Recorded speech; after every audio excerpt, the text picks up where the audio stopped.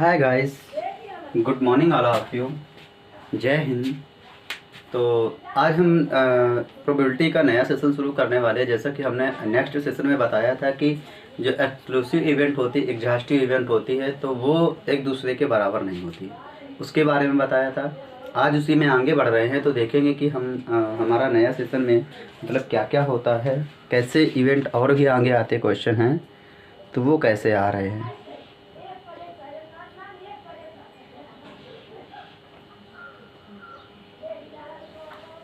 ठीक है, तो फिर आगे बढ़ते हैं अपने नए सेशन पे। तो जैसे लिखा हुआ है, कोई इवेंट लिखी है, मान लो number of happen event, number of happening event, और इसे मान लिया हमने ए है। Number of not happening event, इसको मान लो आप क्या, बी। तो टोटल वेज कितने हो जाएंगे, यहाँ से अगर टोटल वेज की बात करें तो टोटल वेज हो जाएंगे ए प्लस बी। और इसमें पूछे कि number of total happening ways, क्या number of total happening ways, तो हैपनिंग वेज की क्या हो जाएगी, हैपनिंग वेज ये हो जाएगा ए अपान ए प्लस बी। अगर इसे हम पी मानते हैं, अगर इसे हम पी मानते हैं तो ए अपान ए प्लस बी हो जाएगा। नॉट हैपनिंग वेज की बात करें कि नॉट हैपनिंग वेज, इसे अगर क्यू मान लें तो ये क्या हो जाएगा, B upon A plus B. क्या हो जाएगा, B upon A plus B. तो यहाँ से अगर पी प्लस क्यू निकालें, number of happening ways, number of not happening ways, दोनों को निकालें तो दोनों का मान एक के बराबर होगा। जैसे पी प्लस क्यू बराबर क्या मिलेगा, यहाँ से 1 मिलेगा। तो वही घटना होने की प्रायिकता तथा घटना ना होने की प्रायिकता का योग हमेशा एक के बराबर होता है। ठीक है, तो यहाँ से लिखा जा सकता है number total probability of event and probability of not event, घटना होने की प्रायिकता तथा घटना ना होने की प्रायिकता का योग एक के बराबर होता है। तो ये मोस्ट इम्पॉर्टेंट रिजल्ट है और इसको थोड़ा ध्यान में रखिएगा, क्योंकि ये आ भी सकता है डायरेक्ट ये आएगा, बाकी कुछ नहीं पूछेगा, बस केवल यही पूछेगा कि निम्न में से number of happening ways and number of not happening ways जो होता है, जो प्रोबेबिलिटी होती है, तो उसका योग हमेशा एक के बराबर होता है। इसी में आगे क्वेश्चन देखते हैं कि जैसे क्वेश्चन हमारे आ रहे हैं तो वो किस तरीके से होते हैं।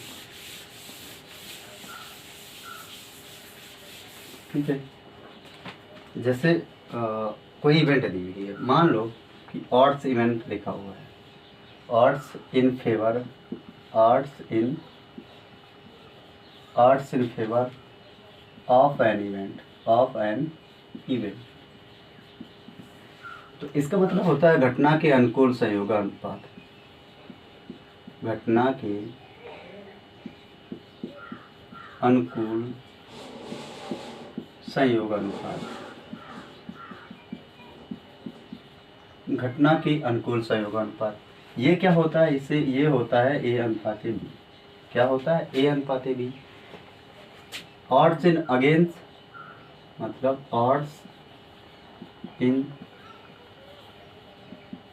अगेंस्ट एन इवेंट, घटना के प्रतिकूल संयोगानुपात, घटना के प्रतिकूल संयोगानुपात, घटना के प्रतिकूल संयोगानुपात ये क्या होता है, ये होता है बी अनुपात ए। जहाँ पे अनुकूल संयोगानुपात होता है, जैसे माना कि हमारा अनुकूल संयोगानुपात है, जो ए हमारा घटना होने की प्रायिकता है और बी हमारा घटना के नहीं होने की प्रायिकता है। इसी तरीके से ऑड्स अगेंस्ट इन फेवर, घटना के प्रतिकूल संयोगानुपात में जो बी होता है घटना के ना होने की प्रायिकता होता है, दर्शाता है, और ए हमारा होता है घटना के घटने की प्रायिकता को दर्शाता है। ठीक है, अब यहाँ पे अगर हम क्वेश्चन लेके चलें ठीक है, अगर इसमें क्वेश्चन लेके चलें, जैसे कि हमें लिखा हुआ है ऑड्स अगेंस्ट इन फेवर। ठीक है, ऑड्स अगेंस्ट इन फेवर ये लिखा हुआ है, और कह रहा है कि इवेंट्स जो odds against favour events are लिखा हुआ है, जो उनका रेशियो है 6:5 का है। किसका है, 6:5 का। तो इसमें कह रहा है कि घटना के होने की प्रायिकता, घटना के होने की प्रायिकता, घटना के होने की प्रायिकता, घटना के होने की प्रायिकता क्या होगी, तो यहाँ पे घटना ना होना, ये घटना होने की प्रायिकता को ये दर्शाता है, तो ये हो जाएगा 5 अपान ये होता है क्या, घटना के होने की प्रायिकता है, बी अनुपात ए के रूप में लिखा हुआ, बी अनुपात ए, और घटना होने की प्रायिकता दिखाएगा ए अपान ए प्लस बी। ए इसमें क्या हुआ है 5, तो ये 5 बटे कितना हो जाएगा 11, और यही घटना के घटने की प्रायिकता को दिखाएगा।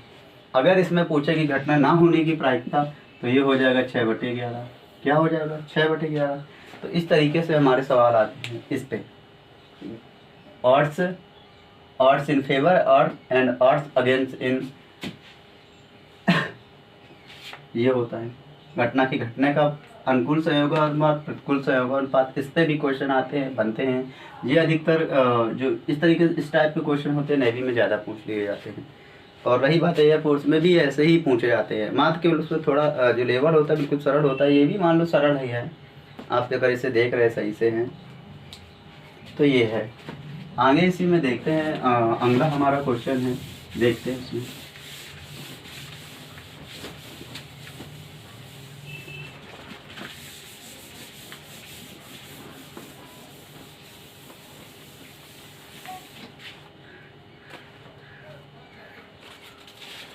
जो अगला हमारा क्वेश्चन है लिखा हुआ probability of an event, probability of an event, probability of an event is 3:7 है, 3:7 है। Find odd in favour of this event,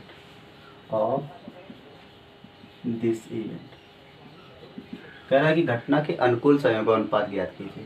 जो 3:4:7 का रेशियो 3:7 लिखा हुआ है, 3/7 लिखा हुआ है, तो इसमें कह रहा है कि घटना के जो घटने का अनुपात है अनुकूल संयोगानुपात है, घटना घटने की प्रायिकता लिखा हुआ और उसमें कह रहा है कि अनुकूल संयोगानुपात ज्ञात कीजिए। जो 3 रहा होगा तो इसका ये रहा होगा आगे वाला घटने की प्रायिकता, जो 7 जुड़ा हुआ तो 3:4 का रेशियो ही तो रहा होगा, तभी तो 3/7 आया हुआ है, तो इसका रेशियो क्या आएगा 3:7। इस तरीके से हमारा आता है। जो 3 होता है घटना घटने की प्रायिकता को दिखाता है होना, और ये ना होने की प्रायिकता को दिखाता है। ठीक है, इस तरीके से। तो इसका जो रेशियो आएगा 3:4 आएगा। तो इस तरीके से हमारा सवाल आता है। ठीक है, तो इस तरीके से हमारा ये क्वेश्चन था। आगे फिर हम उसी में आगे बढ़ रहे हैं, तो देखते हैं।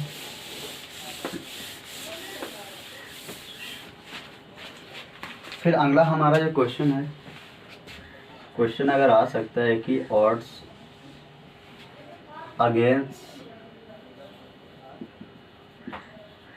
An event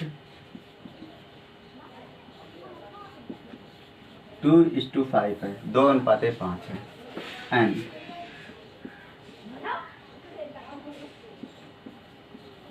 odds in favour में इवेंट दिया हुआ है, odds in favour of another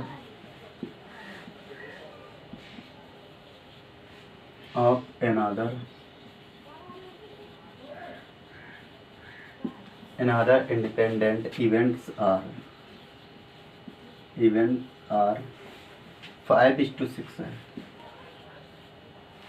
then कह रहा है find the probability neither of A, then find the probability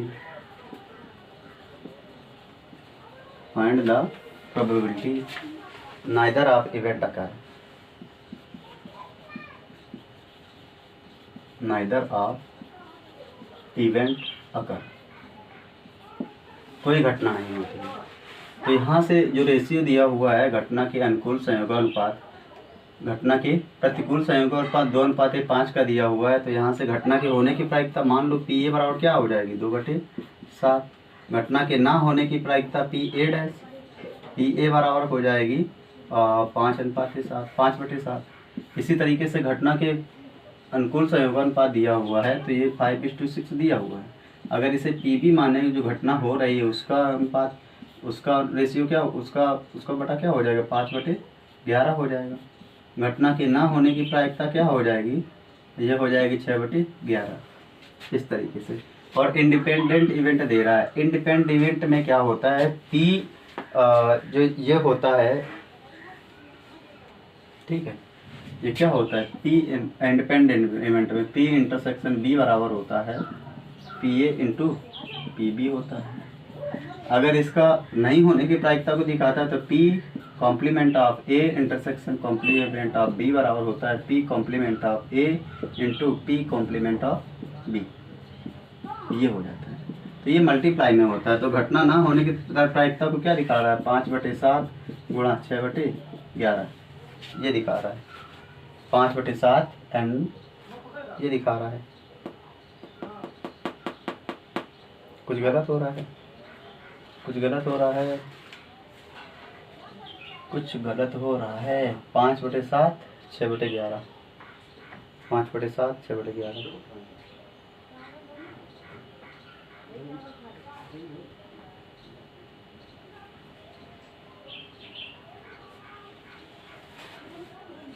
हाँ, तो यही दिखाएगा पी ए डैश 5/7। घटना घटने की प्रायिकता, घटना ना घटने की प्रायिकता 2/5 5/7, 2:5 है।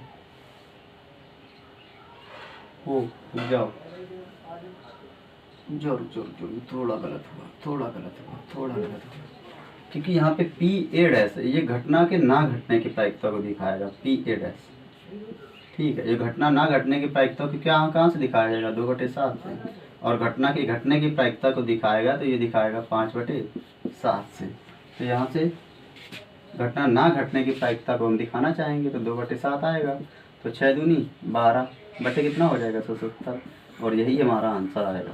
तो यहाँ पे आर्ट्स अगेंस्ट एंड इवेंट दिया हुआ था, तो घटना के ना घटने की प्रायिकता 2/7, घटना की घटने की प्रायिकता 5/7, क्योंकि ये घटना ना घटना, ये घटना घटने की दिखाता है, इसमें घटना घटने, ये ना घटने की दिखाता है। तो इस तरीके से हमारा होता है, ठीक है। तो ये है।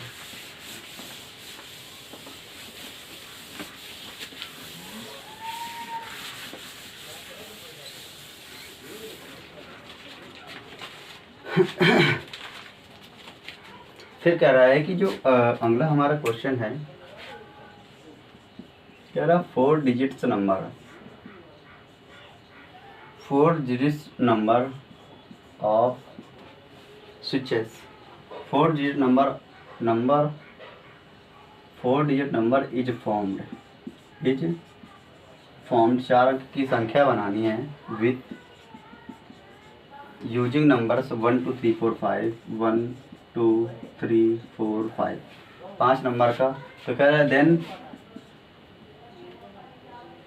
4 digit number is formed with using this number. तो कह रहा है कि probability of it is divisible by 5। कह रहा है कि 5 जो